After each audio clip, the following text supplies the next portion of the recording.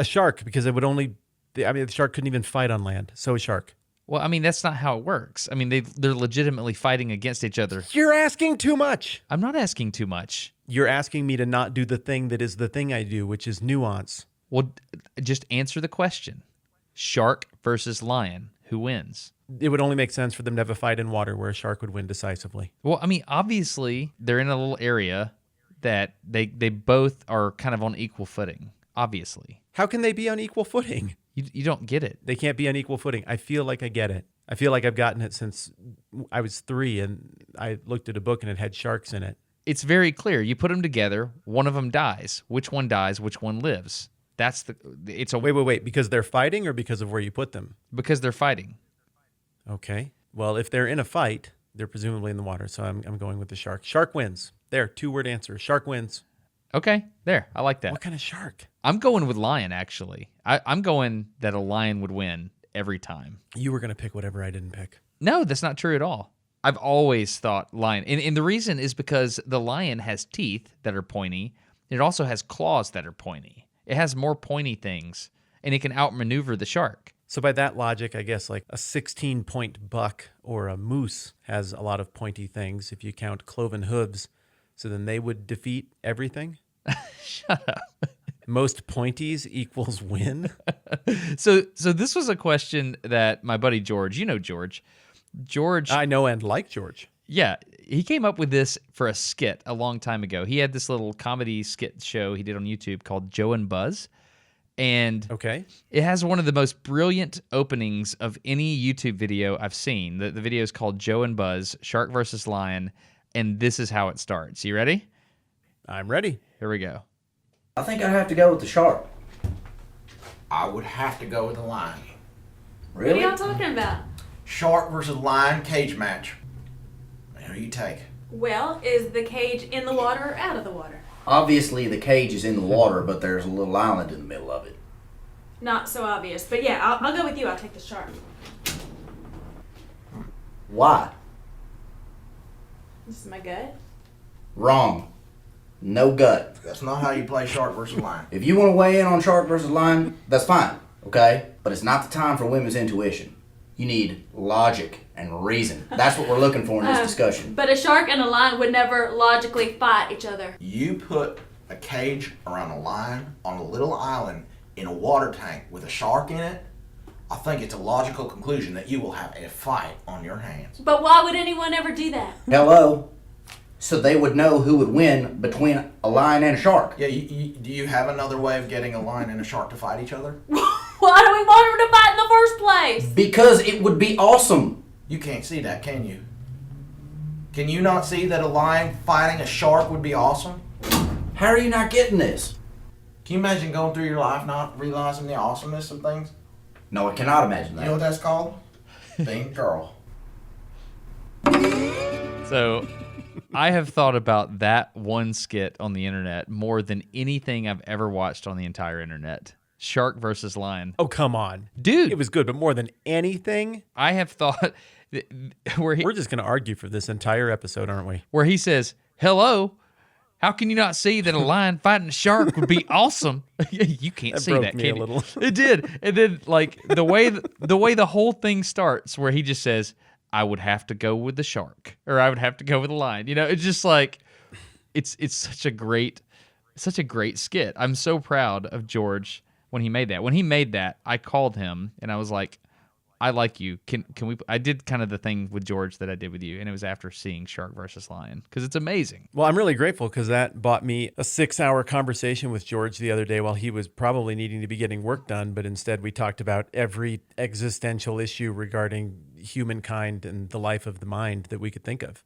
That's the thing, man. You just want to talk about nuance, and you don't want to come down to it and say, yea, verily, a shark's going to win. I had to hold you down and get you in a chokehold to make you make a decision. You could not get me in a chokehold. No, you didn't. That's not how the question is patently terrible, and that is the point of the whole skit, is that it's an awful question that makes no sense and requires nuance. What kind of shark? How old is the lion? These are important things. And obviously, where are they going to fight? You put them in a little cage right there on an island. Obviously. It's in a cage with an island with some water around it. Obviously. I don't know why you're not getting this. I think animals are fascinating, and particularly the fact that tooth and nail are given to these animals in the animal kingdom, and their charter is to survive. Yeah. And a lot of times that pits them against each other. Their charter is to survive. That was downright warrior poet, buddy. Nicely done. I don't know. I just made it up. What do you think the biggest animal you could take would be? Like you. Oh. Ooh. Biggest or dangerousest? I don't care, man. Look, why can't you just answer a question, Matt? Okay. It's just a simple question. Because A child could understand what I just said. It's not a simple said. question. It is. Have you ever been asked that question? Yeah, totally. What's the biggest animal you think you could take? I think I could take down like somewhere between puma and lion. No, you have no chance against a lion. You would be gutted and eaten. That's what I'm They saying. would peer up out of your corpse with that blood mouth look that they do on the nature channels. Yeah. And everyone who loves you would be deeply saddened. You have no chance against a lion. Exactly. Mountain lion, I think you got a chance. Exactly. So there is a continuum there between, lion, puma-ish to lion. Somewhere in there, I could take them. But immediately after that threshold, they could take me. I just know my limits, man. I have encountered mountain lions in the wild, both a pretty big male and some more modest females. And the male, I would say, was about really close to my size, but I don't have any pointy things at all. I have like a couple of slightly ground down incisors, and that's it. I mean, I just have my monkey thumbs that are good for using tools and stuff. They say fight back against a mountain lion, right? So when you asked me the question, my first thought was mountain lion, and that's why I was like, oh, dangerousest or biggest? Because biggest, I don't know. I mean, how do you take down an animal? I guess the game plan's not like punch it to death. You'd have to go for a chokehold, right? Yeah, I think so. I think that you choke it out. Yeah, absolutely. In fact, in Texas the other day, this is not an exaggeration. This actually happened. No, forgive me. New Hampshire. A New Hampshire guy killed a coyote with his bare hands. I'm reading directly off of the news article. All right. New Hampshire man killed a coyote with his bare hands after it attacked his 2-year-old on Monday morning. I mean, all right. This dude was hiking, and he's out with his kid, and all of a sudden this coyote comes out of nowhere, grabs his son, and starts dragging his son off. Okay. And the dude just went ballistic. Like he just like went into some kind of rage mode, and he just grabbed this coyote, which was biting him and stuff, and he just choked the thing out. He killed the thing out. I mean, just did it right there. I'm going to suck the life out of your body. Yeah, but I mean, that's a coyote. Coyote's like Maya. I like my chances against Maya.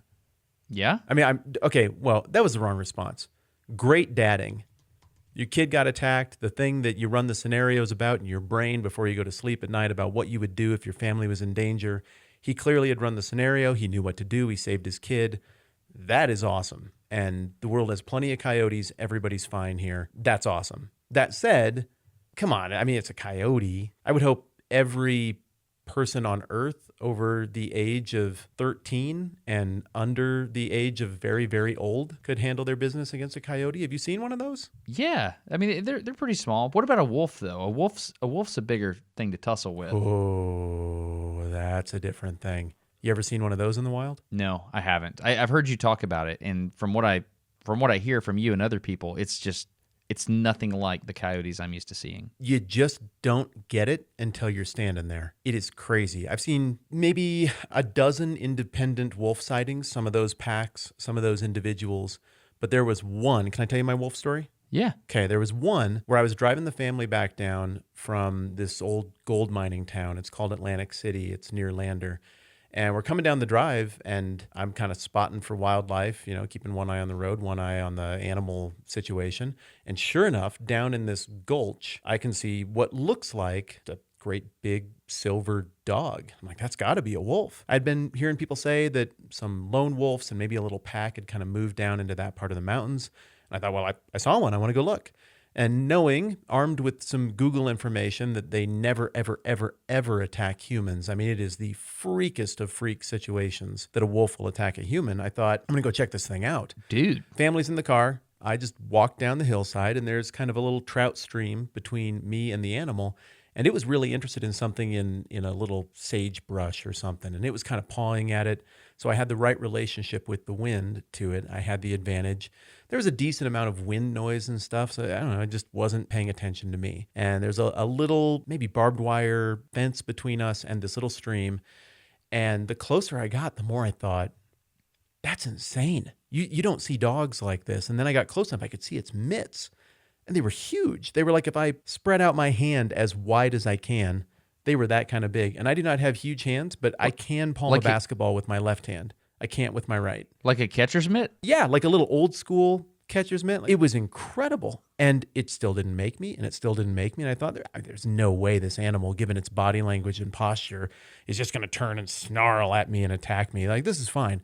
And so I got down closer, and I just went, just like I'd call my dog, right? Yeah. Cute little whistle. And I mean, the first puff of air crossed my lips, and that dog's ears went up like Optimus Prime antenna, and it just whipped. I mean, it triangulated me in an instant, like lightning. And it did the thing like you see in all the wolf TV shows and movies where you get a look at all the teeth. Yeah. And this terror just shot through my body. Oh, what have I done? What have I done? What have I done? And I literally put my hands up as though the dog would like want to know where my hands are. Do I have a weapon? Like, let's show him the hands. And I just started to kind of carefully back away. And it's doing the thing where it kind of stretched out its front paws a little bit to the side to get a little wider, quicker stance. And I just thought, okay, you're bigger than me. I didn't expect that until I got close. And it kind of moved away, but keeping an eye on me the whole way. And then finally it turned and bolted up the hillside, I don't know, 50 feet or whatever. And then it turned and looked again. And I thought, I wonder if I whistle again, if it'll keep looking. And so I'd let it go 20 more feet and I'd whistle, and it would do the same thing and the same thing and the same thing. And finally it went up and over the hill, and I kind of backed away as well. And I just could not believe how big an animal that was when I actually got up close. You would never mistake a true wolf for a true coyote, ever. So where were you at on the scale? Were you like, if this comes to it, I can take it? Absolutely.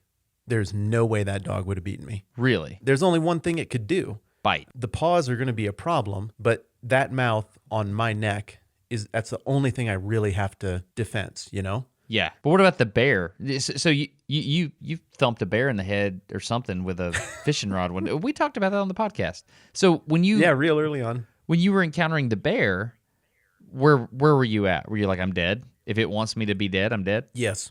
It wasn't that big a bear. It was big. I initially mistook it for a cow in the twilight as we were coming out of the water. Yeah, I don't know. I mean, it looked so cute on the one hand, but it was just big and it was agile. And that's what I remember about the bear, is being up that close to it, just seeing how smooth its movements were and thinking, like, when you're watching an old athlete kind of limp down the court, but they're still, they're savvy. Yeah. And they can compete because of what they know, versus the 20-year-old that you're like, oh my goodness, that's right. That's how 20-year-old athletes move. Right. No damage on that, no miles on those tires. Dang.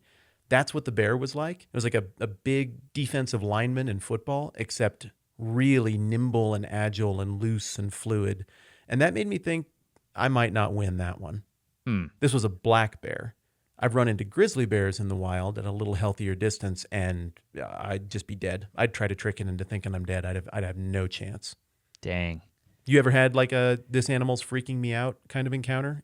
No, I think around here, I mean, humans, well, I guess gators are the closest. Yeah, I guess I have with a gator. So I actually got a gun law changed because of an encounter I had with gators one time. So. Oh, yeah. Yeah. I was out on the kayak, had my daughter. She was 5 or less. And I had my pistol on my hip, .357 Magnum. We got out in the water. And, I was like, well, I know I'm not supposed to have a gun here because this is a wildlife refuge. But, this is, I hear there's gators out here. I'm gonna carry my pistol. And I did. And my thought was, if one gets in the boat with me, I'll just off it, right? And I have to do a headshot. I've always been told they have real small brains, so you got to hit them in the right spot. But, I've never had a desire to kill an alligator. And we get out there in the water, and all of a sudden, I see this gator on the bank. That's insane. I mean, we're pretty dang far away. And when it sees me pass, and we're probably about 100 yards from where we put in, it just kind of slowly walks down the bank, probably, 5 or 6 feet, I'd say, just kind of slinks into the water and goes submerged. And I was like, all right, the game is on. So here we go. And so I took the pistol off my hip and I just laid it in my lap, had it on ready. It's a revolver, so it's ready to go. And I just did a 180 and went right back and took my kayak out of the water. How big was the animal? It was like 5-6 feet long, but I wasn't concerned for me. I thought if I get down, it'll do the death roll thing, you know. Yeah, the death roll, casual death roll. But I was more concerned with my daughter. My daughter was like a little chicken nugget to that thing. Yeah. And that's actually, you know, my youngest daughter. I've been very concerned about coyotes just wandering around neighborhoods. I've been concerned that in the wintertime when they get hungry or something, she's just like a little snack. And yeah, there's not much to that sweet little thing. No, not at all. And so it's really, I mean, it's really scary to me. And so, I mean, I feel that protective, you know, man cub kind of thing going on. I gotta take care of her. So I don't know. I may or may not have a plan to off every animal within 100 yards of the house.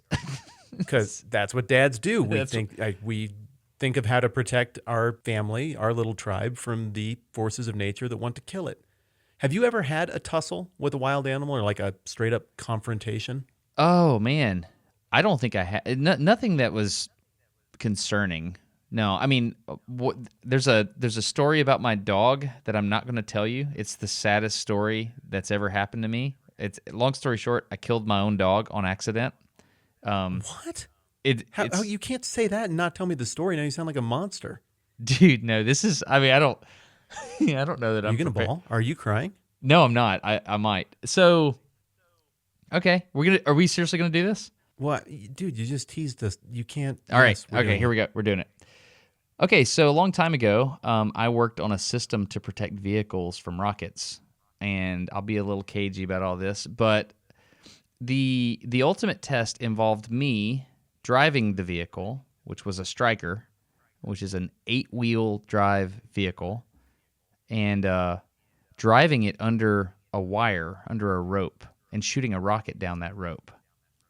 And so if you can imagine, I would hop in this thing, I would go under armor, and I would drive, and 3, 2, 1, and I had everything rigged up where, I did all the math where when I'm in a certain position, it would fire at me and stuff like that. And so I'm literally driving an armored vehicle and shooting rockets at myself. Oh my goodness. Okay. And then just doing things with data and stuff like that. Won't get into Sometimes all that part. at my old job, I would help people when they were sad about things in their lives. Yeah. So it's like that. So that would be a useful trait or a useful ability here in a second. So okay. So I had this dog named Ellie Mae, and I took Ellie Mae with me to work at the rocket range all the time. Ellie Mae was the best, and so she could speak English, so I could tell her exactly what I wanted her to do. Ellie Mae, go get me a squirrel. She'd go find a squirrel, tree it. Ellie Mae, go get in the truck. She'd go literally jump in my truck. If the window's open, she'd jump in, whatever. Ellie Mae, sit right here, be right back. She'd sit by my desk. And so I took her to work. Everybody knew Ellie Mae. And so I get in the armored vehicle, and I'm waiting on a countdown for a rocket. And I say, Ellie Mae, go sit by that tree over there. And she would literally go over there and sit by the tree. And then I got in the armored vehicle, buttoned it up, and I got ready to go. I'm doing my countdown, got my checklist, all this stuff. Just imagine getting ready for a major event involving pyrotechnics firing at you. Just imagine the types of checklists you have. And okay. And I look through the vision block. You're driving through prisms. You're not driving with your eyes or windshields. You're driving through vision blocks. And I look through the vision block, and Ellie Mae's not by the tree. And you know where this is going. 3, 2, 1, go. I take off. I have to hit a certain speed, a certain amount of time in order for all the math to work. And as soon as I take off, I feel 4 bumps on the left side of the vehicle. Bump, bump, bump, bump. And I was like, no. That's not what I think. No. And so I was like, dang it. And so I'm just like saying bad things in my head. And then I do the run. I hit all the velocities, hit all the points, get all the data. And then I get on the radio and I was like, "Hey, save all the systems. I got to go do something." And so I drive the armored vehicle back to the starting point. And sure enough, I had hit Ellie Mae. I'm so sorry. You made me do this. No, you made you do this. You can't tell a story like that. Yeah. But this isn't about who made who do what. I am so sorry. Yeah. So broke her hips and busted her gut. And so I'm looking at her. And this is so she's not dead. She's alive. And like I love Ellie Mae. Probably best dog I've ever had. And so I'm sitting there and I'm looking at her laying there and I was like, well, okay, everything's off. I know this is an active missile range right now. I'm putting this dog in a truck. I'm going to the nearest vet. Woodrow, what's the nearest vet? Woodrow goes, man, we can go to blah, blah, blah. And he tells me. And I was like, there's not room. How do we do this? She's bleeding. He's like, throw her in the back. So I go to grab her to throw her in the back. And she's in fight or flight, right? Yeah. So she bites me on the hand. Not like little bites me. She's like, I'm dying. Everything's trying to kill me. I have to kill everything that's trying to kill me. Yeah. So she bites me on the hand, and I was like, dang it. And she latches on, and I pull her off, and I look at my hand. I'm bleeding. I was like, golly. And I try to get another angle at her, go a different way, and she gets me again. Bit my fingernail off. Oh. And I was like, oh, it was legit, man. It was awesome. And so, long story short, we used a floor mat, covered her face, got her in the back of the truck, speeding down a missile range, get to a place, and get to the vet. And I'm like, hey, I don't have a lot of money, but fix her, whatever. Because the guy's like, oh, this would take a lot of money because, her hips are broken. This would take a lot of money to fix her. I mean, we're talking surgery, and I can't guarantee anything. And I said, I don't care what it costs. Do it. And he's like, well, I mean, I don't think you understand. We're not really sure if her back's broken. I was like, did you hear me? Do it. I don't care. Do it. It doesn't matter what it costs. And the vet kind of looks at Woodrow, who's an old Army vet. And Woodrow looks at me. He's a hard man, very hard man. And he looks at me and he goes, Destin? What, Woodrow? He said, son, the right thing to do is to put your dog down. I was like, I don't want to do that, Woodrow. He's like, come here, bud. And he gives me a big old hug. Oh. Just a big old hug. Like, you were talking about a hard man. And gives me a big hug. Make us soft. And he just sits there for a minute. And I just said, yes, sir. And then I said, okay, do it. And then they put her down. And then it was so weird because afterwards I went back to the range and I was bleeding all over. I had blood everywhere. It was my blood. It was Ellie Mae's blood. It was just like I looked like I had been destroyed. And then we went to the hospital and they tried to sew my fingernail back on. The end. How old were you? I was an engineer. I was an adult. I was probably 20. I understand that. 25. Yeah. Yeah. I got home. I cried so dang hard. It was wild. It was wild. Yeah. Making a mistake like that is rough. Oh, I'm sorry. But in the context of this conversation, we can totally cut all that discussion out. Nope. Have I ever told you that story? I knew that you had a dog named Ellie Mae. I knew that you loved her, and I knew that something happened, but I don't recall those details. Yeah, it's pretty wild. I lost a dog when I was 24 that I loved, and I know you're trying to pivot, and I'm going to let you, but his name was Brosnan. He was all black, and he had a little white spot, like a little bow tie, like James Bond, GoldenEye James Bond, and sweet dog, great dog. I mean, goofy dog, but I loved Brosnan. And we lived out in the country, and he had a dog across the street named Coral, who he liked, beautiful German Shepherd, and they would go and goof around and stuff. And got a call one day at work, and the dog got hit. They were crossing the road together, and I think the other one escaped getting hit, but Brosnan got hit. The information I got said nobody stopped or anything, and so it was pouring rain that day in northern Colorado. I came home because I was preoccupied, had to see if maybe somehow the dog was okay.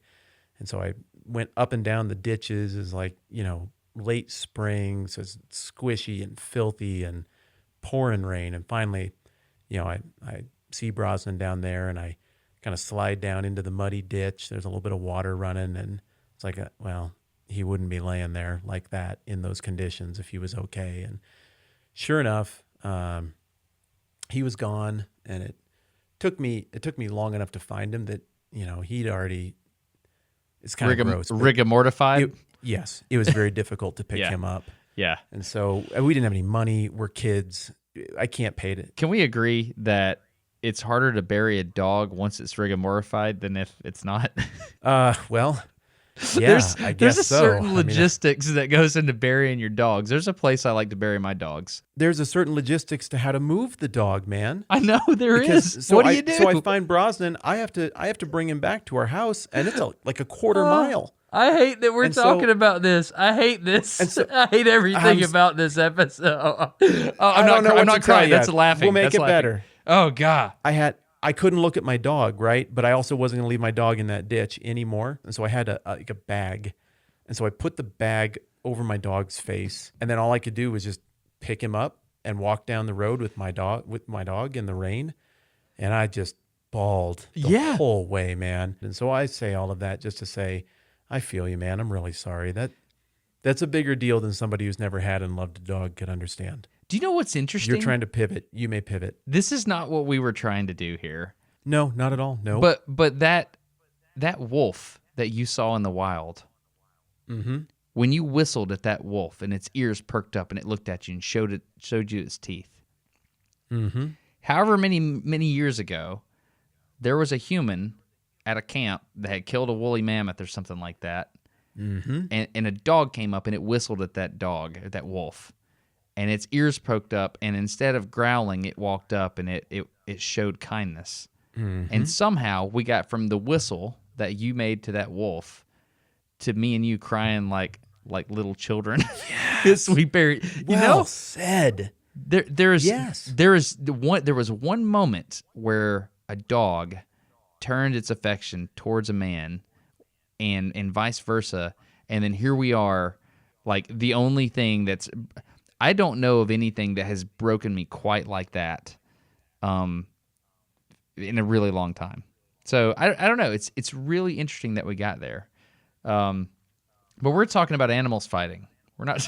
We're talking about animals fighting. Emily Grassley, when we were talking with her, I think the first time we ever talked with her, she used the language of, she was saying there's all these different things to discover and explore and all kinds of additional animals floating around out there, but all the charismatic ones have been found. And I'd never thought of that language, charismatic.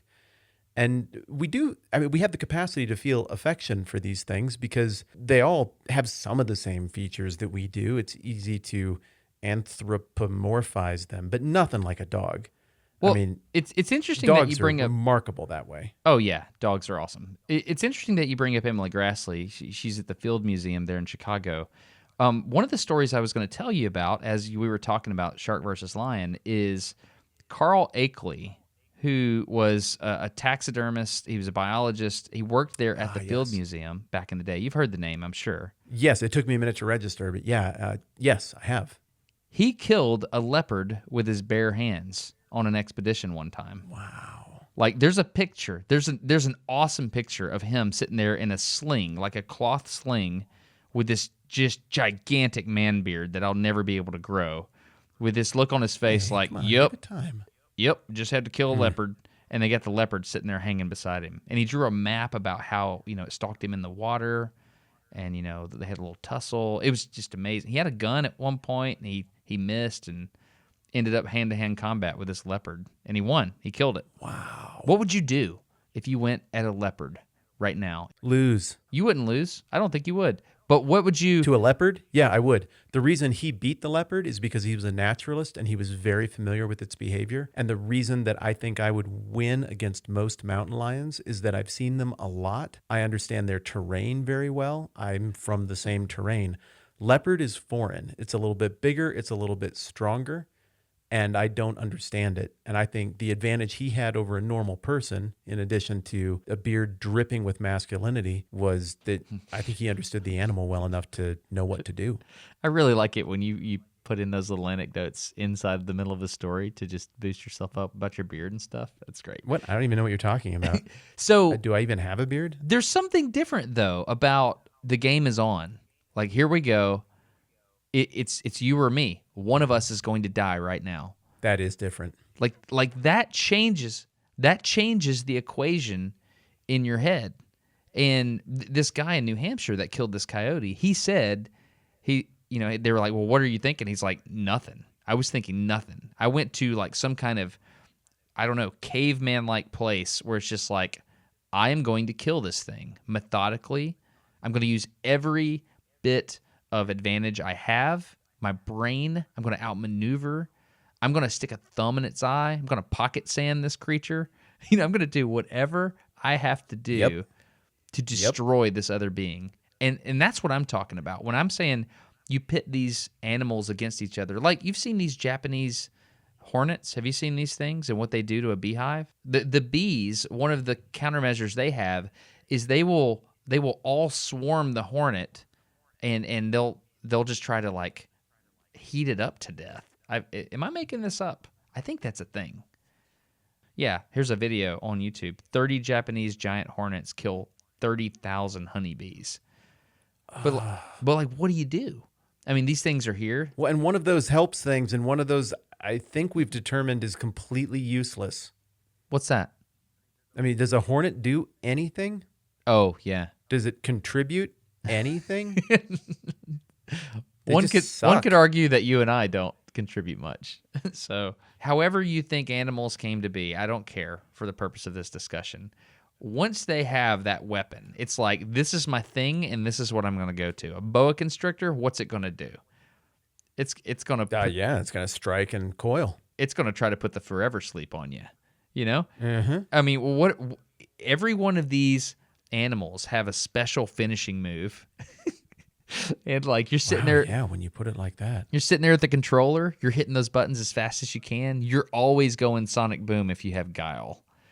You're always going spin side kick or whatever it is if you're fighting with Chun-Li, right?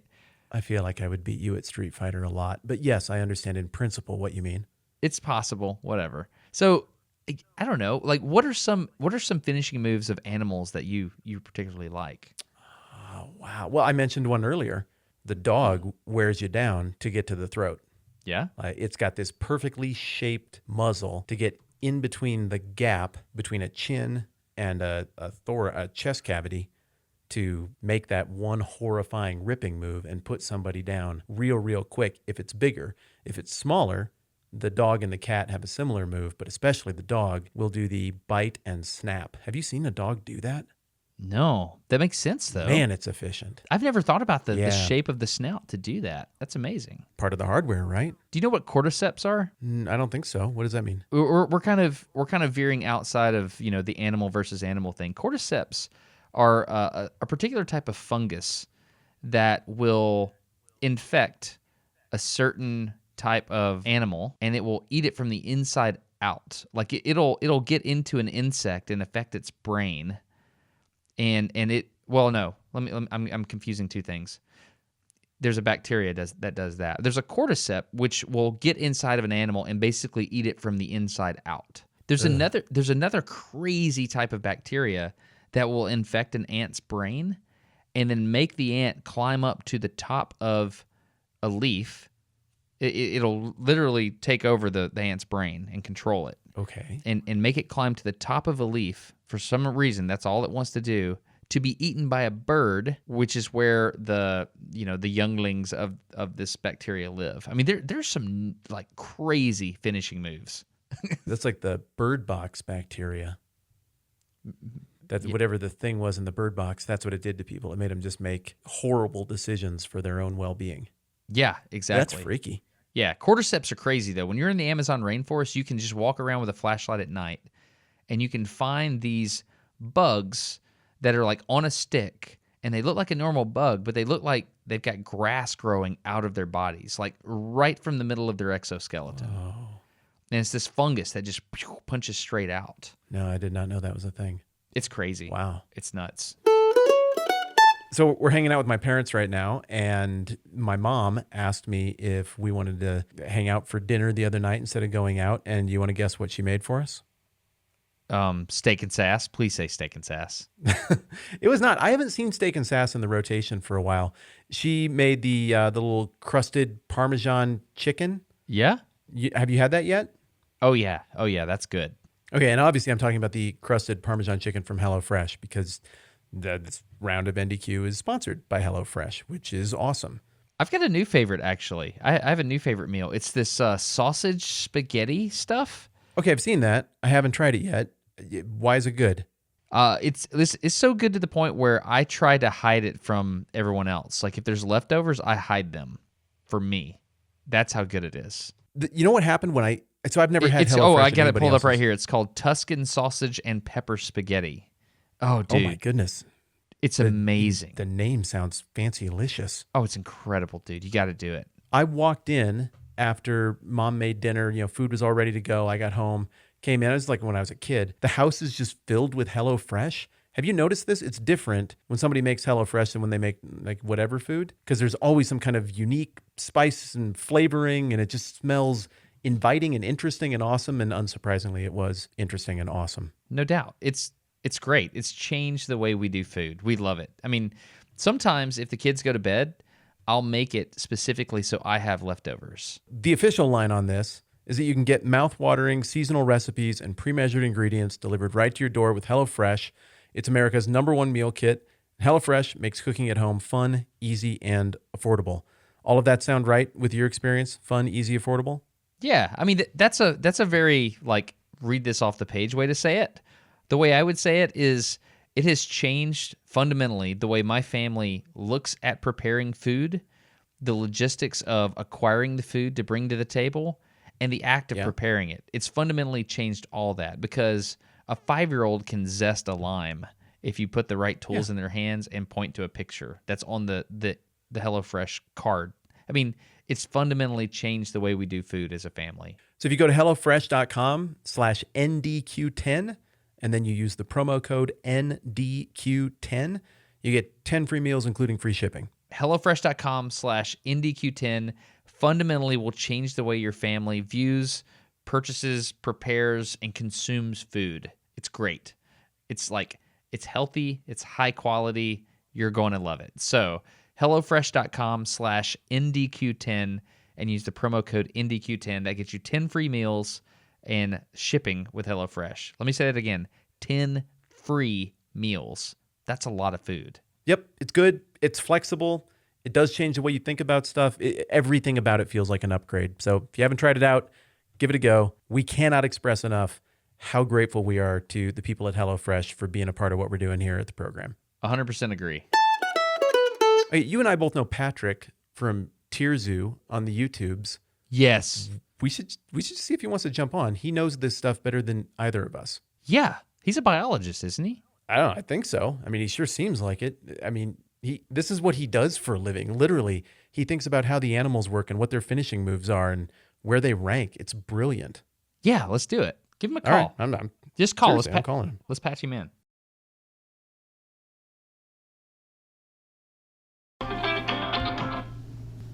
Hello. Hey, Patrick. Okay, let me make sure everything's working here. Okay, we got everybody here. Patrick, Destin, Patrick. Everybody in the room? Yes. Yes, sir. Hey, buddy, we're wading into your territory here. It's getting a little awkward, and we thought we needed to get you on the phone. Destin, you want to bring him up to speed? Yeah, so I guess we need to bring two groups of people up to speed. So, Patrick, this is what we're doing. We're talking about basically animal finishing moves. So we're talking about animals when they fight each other. Some of them have more power than others, and some of them basically shark versus lion. By the way, what do you take, shark versus lion? Which one wins? You say shark versus lion? Yeah, one-word answer. You just have to pick. That's how it works. Shark. Yeah. Oh man, dang it! So for the third chair, real quick, the reason that was a hard thing for Patrick to do is because he has a YouTube channel called TierZoo, and he analyzes in overly great detail. I don't know, maybe not overly. It's just almost adequate detail. It's wonderful. However you want to say it, it's amazing.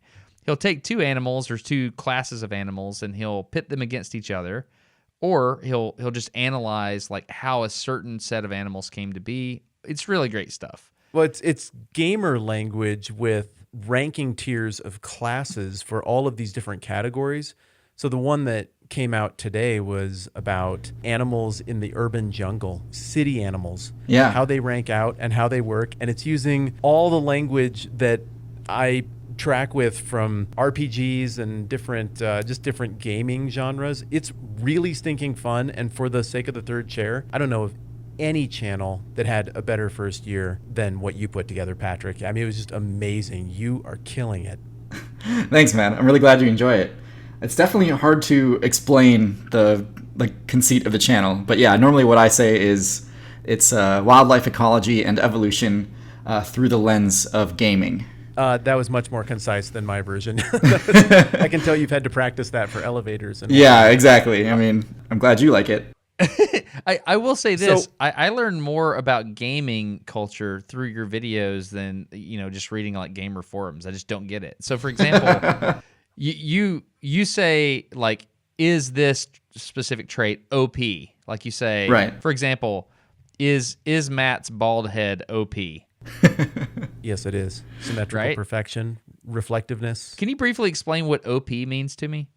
So OP just stands for overpowered. So a lot of people who play games competitively or even semi-competitively will a lot of times start accusing other traits or other characters as overpowered. So for example, if you play Super Smash Bros., you might say, oh, I really think this character is overpowered. Maybe I think Palutena is overpowered or Mario or something. Mario? And then maybe you'll complain about all the reasons why. So like Odd Job. Yes. Yeah, exactly. I think a lot of people would say Odd Job in 007 in GoldenEye is overpowered because he's half the size of your average character, so you have to be a better shot to beat him. Yeah, because it's hugely advantageous to be diminutive, hugely, and I can just think of all the advantages of that just right here. I'm prepared to list them off. That could be Absolutely. another episode. Nobody knows that about you, Matt. we were just talking about different types of animals that would go against each other. What do you think the biggest animal you could take with your bare hands? Like all of a sudden, like you spawn in a game and it's naked Patrick versus the world, and all the animals start coming at you one after the other. Like, what is the biggest tier you get to before they take you? Oh gosh. Okay. I think I'm gonna go with a deer. What? I think that's probably the biggest I could go with, but it's still not. It'd be tough for it to kill me that quickly. Like I definitely couldn't take like a lion or anything of similar size, but a deer could be about that size, or a big one. And I think, it'd be pretty ugly. I'd be messed up. You got to watch out for those front hooves as well as the rack. Exactly. I've seen quite a few videos on YouTube of hunters getting like pummeled by deer, just pelted with the hooves and stuff. And they're usually like okay, but by the end of it, they're just on the ground cowering. Yeah, I think I'd like to change my answer to that question, given what I just heard you say, Patrick. I went with mountain lion. I think I'd like to change I that don't to know. manatee. Manatee, okay. I think I could defeat a manatee, and they're very large, No. but No, they there's just don't have the hardware to take care of me. And I don't know. I think I have a chance. There's no way, Well, man. how That would thing you kill it? I don't know, maybe like 2 fists in its mouth real far, so it's super hard for it to function. It gets disoriented, maybe gets upside down, get that thing to shore. I don't know. I'm sorry I said it. The more I think about it, the more I think I guess I would just be eaten by a manatee. I guess I'm going to go with a draw with the manatee. Okay. So like in that fight, does the manatee start on land or do you start in the water? Or how does that I'm work? winning if it's on land. If that's on land, I'm doing pro wrestling moves on that I thing. totally agree. But if Elbows it's in and the knees. water, Yeah. do you think you have a chance? I mean, similar to how you asked about the lion and the shark. I feel like the terrain there is everything. No, it's not. I mean, obviously, like my buddy George on his skit in there's a YouTube video called Shark versus Lion. It's by Joe and Buzz. You need to watch it. And he basically says, obviously, it's a cage with an island with water around it. I mean, clearly that's where they're fighting. I don't even know why you're even asking this, Patrick. Okay. I guess that's settled. Don't we feel dumb? Gotcha. That's the tone of the video. It's excellent. You'll enjoy it. Have you ever encountered a moose in the wild, Patrick? I have seen a moose in Glacier National Park in Montana. Oh yeah, those are legit mooses up there too. Yep, I would not want to get too close to one of those. But I've never had like a close call with one or anything. Yeah, Destin and I earlier were talking about like actual confrontations with animals, and we got sidetracked. But that's the biggest animal I've ever had a confrontation with. I was in Colorado, and there was a little mooselet walking around. I was like, oh, that's adorable. Oh, no. And it was still pretty wobbly and everything. And the reason it was wobbly is because it had just been born. Right. And mom was recovering from giving birth. It was very recent. Okay. And I was a kid, not a kid. I was like 19. So I was an idiot. I was like, there's a baby moose. I want to go check that out. And then up out of the rushes in the marsh comes this just angry monster with this weird beard. And what the heck is that thing? And it's all over me. And all I could do was keep a tree between me and it until it got bored. And I had to dance for a long time. I didn't feel like I could make a break for it. And in that moment, I thought, these are not cuddly. This will murder me if I don't continue to do this childlike, you can't get around the table faster than I can run around the table game that I learned by practicing on my brother and sister. Those things are not pleasant. So I agree with your assessment on the deer, but I think you upgrade that one spot and you're right. Yeah, we're outmatched. Oh, for sure. Those things will absolutely kill you. Oh, I was going to say, I remember reading Gary Paulson as a kid. He wrote a few different books. One of them, I think his most famous one is Hatchet. But he wrote a lot of stories about his personal life and how the worst thing you'd want to encounter in the wild is a mother moose, because they will just trample you for days. And if you even look like you're still alive, they'll keep trampling you. So that's really smart that you kept a tree in between you. That's really clever. Oh, I've seen that happen. That happened to my poodle, man. I told you this, right, Destin? Are we gonna kill another dog today, man? No, we're not. No, we're not. Only Okay. two. Maybe this one a little bit. My parents were in Colorado, same place I saw the moose. They let the poodle out of the cabin to go down and, do its little poodle pee-pee thing early in the morning, and a moose came out of the willows, and they had this beautiful little moment of encounter, like nose to nose. And my parents like, oh, Susan, come look at this. This is amazing. And then the moose just reared up and started mashing my poodle with both hooves. And it was squishy mud, and so it was just stomping my poodle into the mud. And so then mom and dad are like, well, let's go get the poodle. And so they got into the Corolla, and they backed down the cabin driveway, and the moose kind of backed off. And they found this toy poodle just entombed in mud, and they got her out, and like her face is all like a sideways spatula? and stuff. Yes, I mean it was like the kind of like a children's Warner Brothers joke. But no, they got the dog out, and she was pretty banged up. They got a little work done on her, and she bounced back. I mean, her face was weird after that, but she survived the moose encounter. Wow, that's apparently incredible. My poodle can do something you and I could not. Apparently. Well, I mean, it didn't kill the moose, so call it a draw, There's maybe. something funny about when you take two animals that are so if animals are in a similar class and they're fighting, it's amazing. If animals are in like, one's at one level and one's like a couple levels down, then you're like, okay, we pretty much know where this is going to go, but that thing's going to put up a fight. Then there's this uncanny valley where there's this comical level where like this big thing versus this little thing, and the little thing thinks it might have a chance, but it totally doesn't have a chance. Like there's this comical level, and then it just reverts back to like this thing, everything is food to it. You know what I mean? Right. So like somewhere, I feel like poodle versus moose is the Sounds comical level. awesome. Yeah. I feel like where I see that the most has to be geese, with the uncanny valley of an animal that thinks it can take everything, but then really can't. It's geese. They will challenge everything to a fight, and I've seen them like intimidate things that are much larger than them and kind of win the fight in that regard. I've seen them chase away like gorillas and giraffes, even at like a zoo. They are just so mean. But like if anything ever decides to stand up to them, they just completely get flattened because they're a bird. They're made of feathers and hollow bones. They don't have anything. Would you say that's like the goose's trick? Is just the display, and to defeat the goose, you just ignore the display? I think so. I think they're very good at making a big show of themselves. But if you can get past that, I mean, you land one or two good hits, then they're done. Yeah, I would think so. That's a pretty fragile animal. I think my dog would make short work of a goose if it had the courage to stand up to it. Well, I think the goose's strategy is the ability to flee. Like, it can fly a really long way. And so it's in its best interest just to flee. And it's just stupid to not play to its strengths. It takes a while for a goose to actually get off the ground. They have to kind of run a bit and then take off. At least the geese that I've seen. It takes them a minute to actually get airborne. Yeah, I can picture that now that you mention it. So I don't know if they can really rely on taking off to escape a pinch. Maybe they can. There's one thing I want to ask you about, Patrick, and it's about, and I'm going to have to go here in a second, but I want to ask you about sloths pooping. I learned from one of your videos that they go to the ground to poop. Exactly. They will climb down from the tree to poop. And I'm not 100% sure why they do it, but allegedly this is where most sloths get killed. And so it seems like a terrible strategy. I'm not really sure what they're doing with that. It's such a violation. Why do you think they do That is that? precious time. I tried to find an answer, and I just couldn't.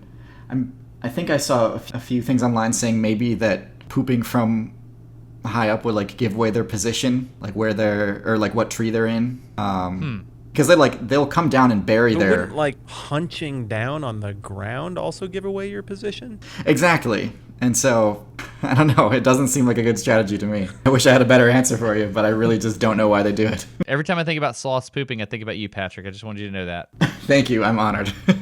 I like to view all these things as like differential equations that are constantly balancing each other. So to me, the world seems to be ruled by math. And so it's if you see, well, if I have too much of this, then I'm not going to have enough supply to do that. Therefore, it's going to slowly balance out as the differential equations solve each other. And so that's the kind of thing I see going on at a macro level.